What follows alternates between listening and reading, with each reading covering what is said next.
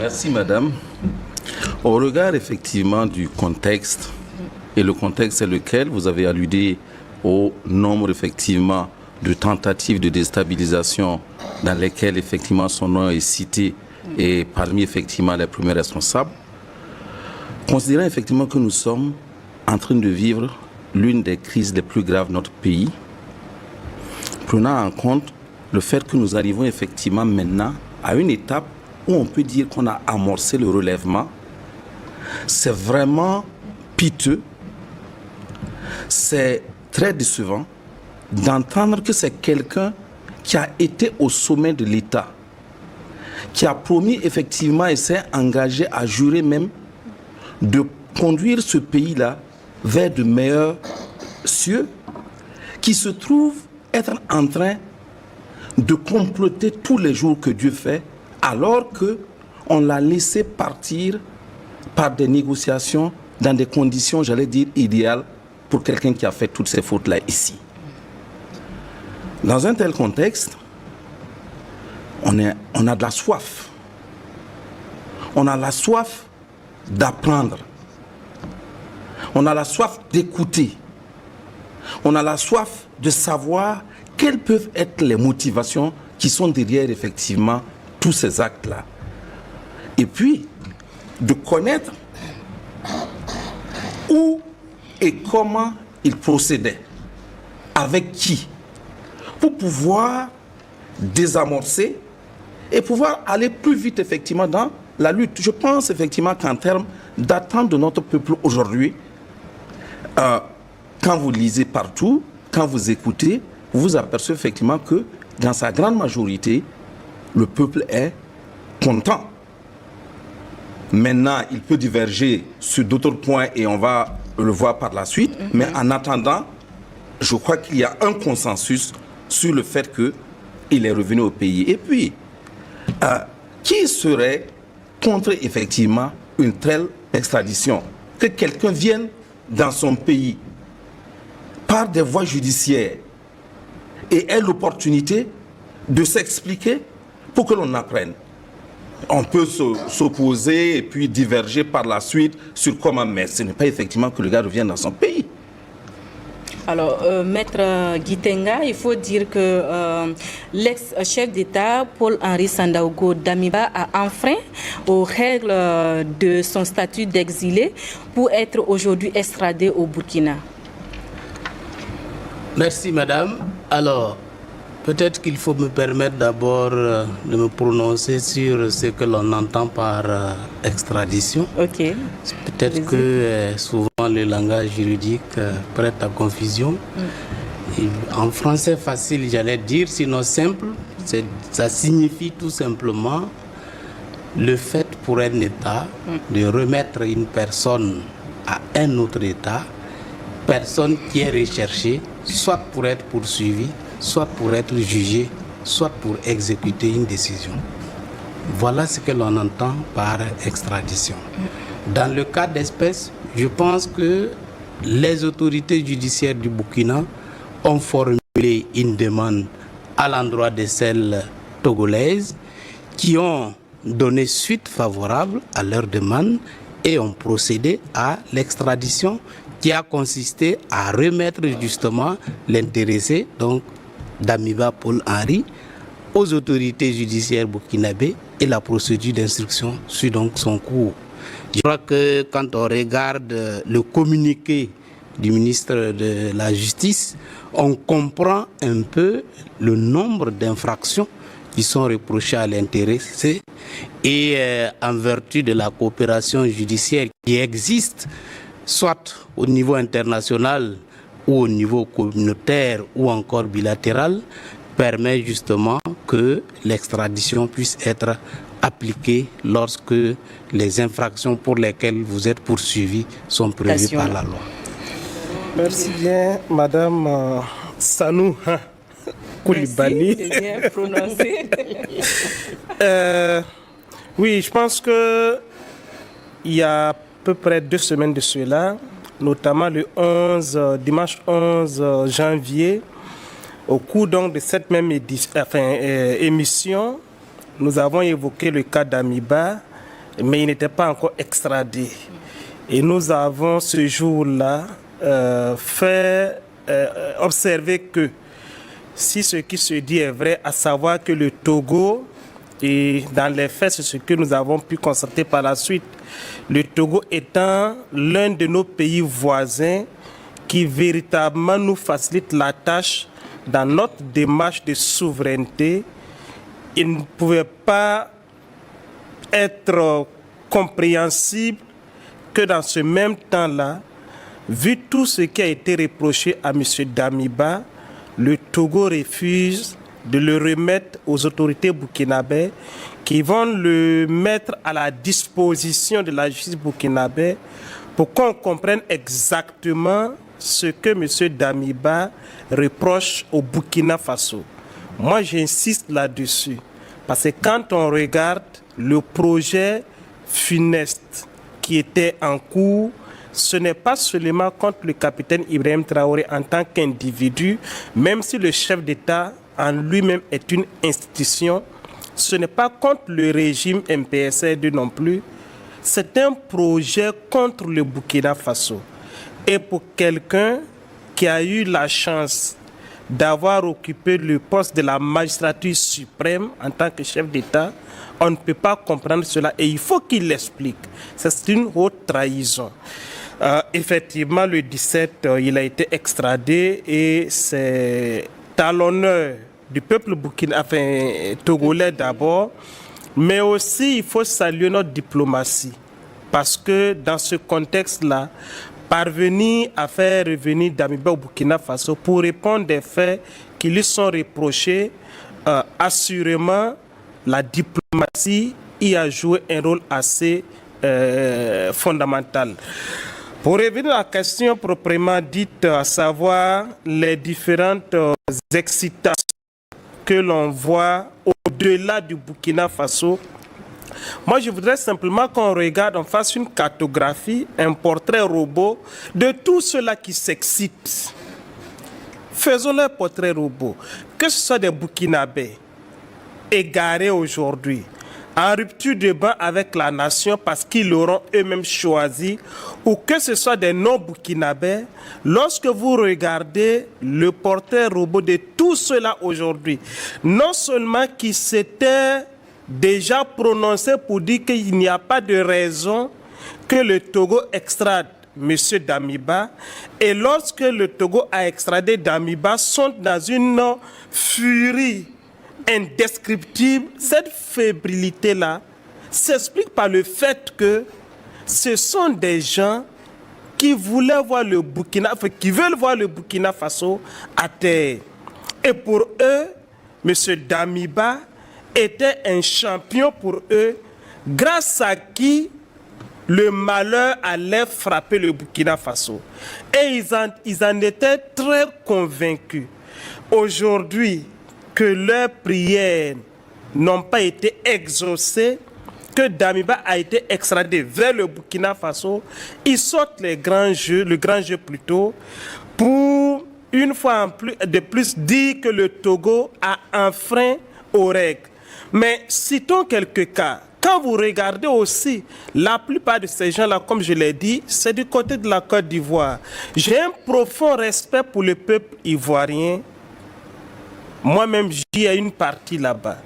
Mais quand vous regardez certains mercenaires qu'on recrute pour des médias qui n'ont pour ligne éditoriale que la haine contre les États de l'AES et précisément contre le Burkina Faso, qui viennent déverser des insanités comme si ce qui se passe aujourd'hui avec Damiba, c'était la première dans l'histoire de l'Afrique ou du monde, et même comme si cela était étranger à la Côte d'Ivoire elle-même. Lorsqu'il y a eu la crise post-électorale en Côte d'Ivoire en 2011 et que M. Laurent Gbagbo a été délogé du pouvoir et M. Alassane Ouattara installé au pouvoir, ce qu'on appelle les pro-Gbagbo se sont retrouvés dans des pays voisins.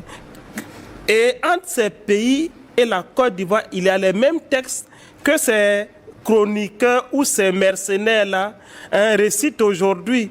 Mais ça n'a pas empêché que Blé Goudé Charles ait été extradé du Ghana vers la Côte d'Ivoire, en violation justement des mêmes textes dont il parle. Ça n'a pas empêché que Lida Kwasi Moïse, alors ministre de la Défense sous Laurent Gbagbo, ait été extradé du Togo vers la Côte d'Ivoire. Et le ministre Ahmed Koulibaly, paix à son âme, en son temps avait dit qu'il y a certes des textes qui existent entre le Togo et la Côte d'Ivoire et qui permettent justement à Lida Kwasi Moïse d'être au Togo. Mais il y a aussi les mêmes textes enjoignent à celui qui est reçu au Togo d'observer le devoir de réserve.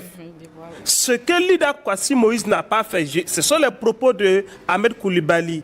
Et donc, c'était normal qu'il ait été extradé en Côte d'Ivoire. Est-ce qu'ils peuvent nous dire aujourd'hui que M. Damiba au Togo a observé le devoir de réserve? Pire, ce n'est pas seulement qu'il a enfreint au devoir de réserve, il a même un projet de déstabilisation contre son pays. Et vous dites que le Togo ne doit pas l'extrader. Je crois que le Togo est un État responsable et le Togo n'a pas de leçons à recevoir de qui que ce soit. Le dernier exemple, c'est celui du journaliste béninois, M. Komlan, qui quitte le Bénin, qui est au Togo en tant que réfugié et qui a été invité par le ministère, je crois, de la communication en Côte d'Ivoire. C'est tout un ministère qui l'a invité en Côte d'Ivoire pour un panel. Et le ministre porte-parole du gouvernement parle d'environ 47 invités lors de cette activité-là. Et il va en Côte d'Ivoire à partir du Togo. Il est arrêté en Côte d'Ivoire, extradé vers le Bénin en violation flagrante de son statut de réfugié au Togo. Quand on pose la question au ministre porte-parole du gouvernement ivoirien, il dit que lorsqu'ils l'ont arrêté, et ils n'ont pas cherché à savoir s'il était réfugié au Togo. Vous voyez comment c'est grave au sommet de l'État, c'est-à-dire qu'on peut simplement te prendre comme un poulet sans propriétaire, et puis on t'envoie, on te fait du poulet braisé et on mange. Et ce n'est pas le seul exemple. On voit le cas du député malien qui est en transit en Côte d'Ivoire pour une destination. Il est arrêté à l'aéroport, gardé pendant plusieurs mois. On vient de le juger et il est condamné à 5 ans de prison ferme. Je crois qu'aujourd'hui, nous n'avons pas de leçons à recevoir de ces mange-mille qui, comme je l'ai dit, débite des insanités sur des médias, encore une fois, dont la seule ligne éditoriale, c'est la haine contre le Burkina Faso. Il était plus que temps. Oui, je pense qu'on ne pouvait pas attendre mieux que ça pour introduire l'année 2026. C'est le meilleur cadeau que Dieu et les mains de nos ancêtres nous offrent. Vous savez, à l'entame de chaque année, il faut quand même l'entamer avec beaucoup d'énergie, avec beaucoup d'espoir, et je pense que c'est ce que la nature a voulu. Le peuple burkinabé a entamé un virage porteur de beaucoup d'espoir, porteur de lumière et de dignité, si nous n'avons pas déjà été hissés au plus haut sommet de la dignité internationale quand on se remémore cette marche historique du 30 avril et on voit comment la communauté internationale, la communauté noire dans le monde et y compris dans les pays qui sont en mauvaise langue avec les pays de l'AES, quand vous voyez la quantité de ces Français qui ont marché à Paris, de ces Anglais, de ces Suisses, de ces Américains, ces gens qui ont marché au Japon pour demander à ce qu'il soit préservé. Le héros, le messie noir, le camarade président Ibrahim Traoré, je pense qu'on ne pouvait pas aujourd'hui ramener tout cela à quelque chose de très banal. Ce monde entier, en regardant ce virage, et quand il le met en parallèle avec les tentatives d'élimination, ce n'est plus caché, c'est assumé. Les aveux ont longuement dit sur le sujet. Ce n'est pas un coup d'État banal, mais c'est le coup d'État qui est un moyen d'atteindre d'autres finalités qui sont ceux de tuer. Et de tuer à grande échelle, de provoquer un massacre généralisé de ce qui est considéré comme un symbole d'espoir et de renaissance. Le camarade président Ibrahim Traoré est renvoyé à l'image de la résurrection ou de la réincarnation de Thomas Sankara, et l'Afrique et le monde entier sait combien ce patrimoine universel mondial qu'est devenu Thomas Sankara coûte à l'humanité tout entière en tant que perte. Est-ce que nous allons permettre que la même tragédie se reproduise pour son fils spirituel politique qui aujourd'hui fait dans une diversité d'actions? La première, c'est la reconquête du territoire. La deuxième, c'est les actions de développement. Et quand vous voyez aujourd'hui des reportages qui montrent qu'après un lancement d'une autoroute, des travaux sont intensement en cours, de nuit comme de jour, vous voyez des usines s'ouvrir et vous faites le parallèle entre les chômeurs qui existaient et la quantité absorbée par ces nouvelles initiatives. Est-ce que le peuple burkinabé devait aspirer à autre chose qu'à un arrêt brutal, ici et maintenant, de tous ceux qui attendent à sa stabilité, à ses espoirs?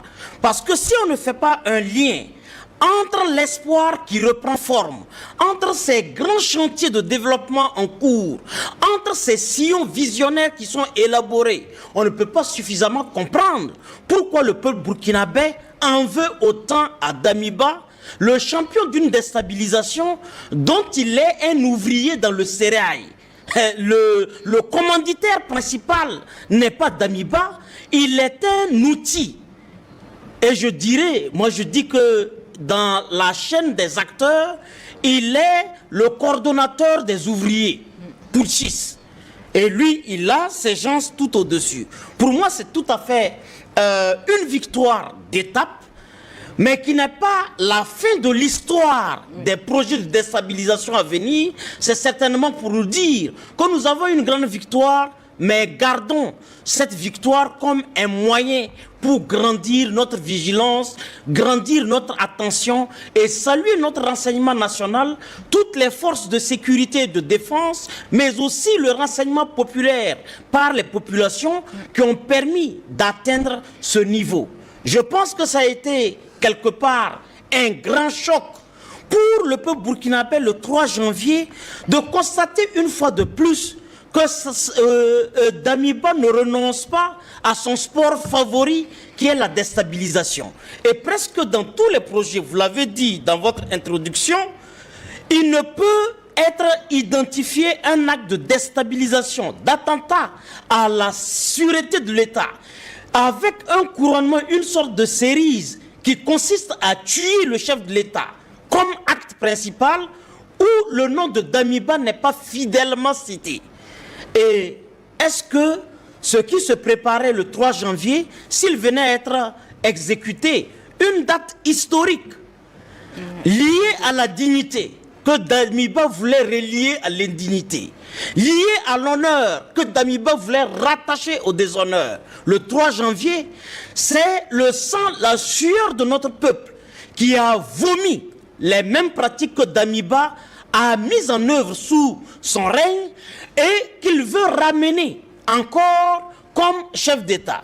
Ce que nous pouvons retenir, c'est que Damiba avait un rêve lui-même.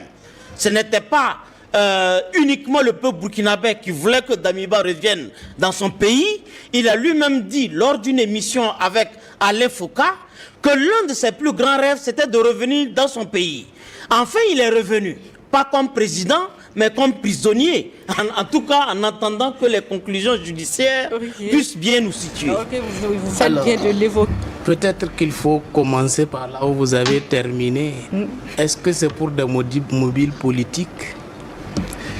Je pense que en matière d'extradition, en matière d'entraide judiciaire, il y a beaucoup de conventions qui existent qui permettent justement aux États de s'entraider pour arrêter ceux à qui il est reproché des infractions afin que ceux-ci puissent répondre de leurs actes. Et dans le cas d'espèce, je pense que la demande a été formulée dès que le juge d'instruction a été saisi par le procureur et la demande a suivi la voie diplomatique parce que ça passe par le ministère de la Justice pour être au niveau de l'autorité judiciaire togolaise. Ensuite, au niveau du Togo, il y a également une procédure qui est suivie parce qu'en réalité, la chambre d'accusation du Togo a procédé au rendement d'un arrêt, un arrêt dans lequel justement la chambre d'accusation donne son avis conformément à la demande d'extradition pour permettre aux autorités judiciaires togolaises de donner suite à la demande formulée par celle burkinabé. Et dans le cas d'espèce, avec le Togo, comme avec d'autres pays, il y a des conventions, la convention par exemple sur la répression des crimes internationaux organisés. Ce sont des conventions qui existent, la convention contre la corruption et la convention sur l'entraide judiciaire. Ce sont des conventions qui existent et qui permettent justement de procéder à des demandes d'extradition lorsque des infractions sont reprochées à quelqu'un. Et quand je lis le communiqué du ministre pour voir quelles sont les infractions que le juge d'instruction a retenues, je n'ai pas vu d'infraction politique. C'est pourquoi je dis, s'il s'agit de mobiles politiques, je n'en sais rien. Mais pour le moment, ce que nous avons pu entendre, il faut le dire, lorsqu'un dossier est en instruction aussi, on ne peut communiquer que sur ce qui est communicable. Ce n'est que le début. Peut-être que nous sursautons beaucoup, mais nous ne savons pas encore grand-chose. Peut-être que c'est l'iceberg, la partie visible que nous voyons. On ne sait pas ce qu'il y a en dessous. Okay. Voilà. En fait, on va laisser les questions judiciaires aux spécialistes et puis parler effectivement de l'aspect juridique et de la politique juridique. Et pour ce qui est de la politique juridique, il a alludé à ça. Il disait effectivement qu'il y a des conventions. Alors, j'ai entendu ça et là des supputations du genre le Burkina Faso n'est plus dans la CEDEAO et c'est des textes effectivement de la CEDEAO qui sont appliqués. On devrait effectivement l'envoyer dans un pays de la CEDEAO. En fait, c'est de l'incurie totale. Et je parle là la politique judiciaire.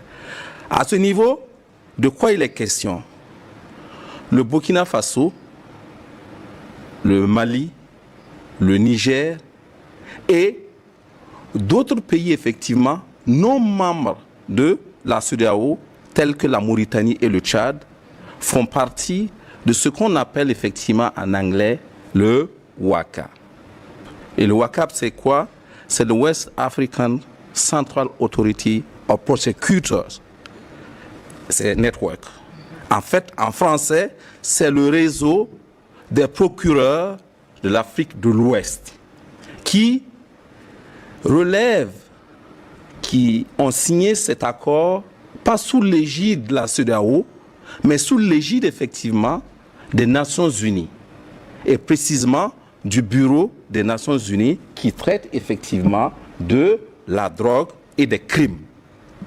Donc un niveau supérieur à la CEDEAO et donc qui utilise les instruments tels que la convention de la CEDEAO, mais maintenant pas dans le cas de la CEDEAO. Mais, donc en fait, c'est dire que quand j'entends des gens dire qu'il faut remercier le Togo, je pense que c'est une injure.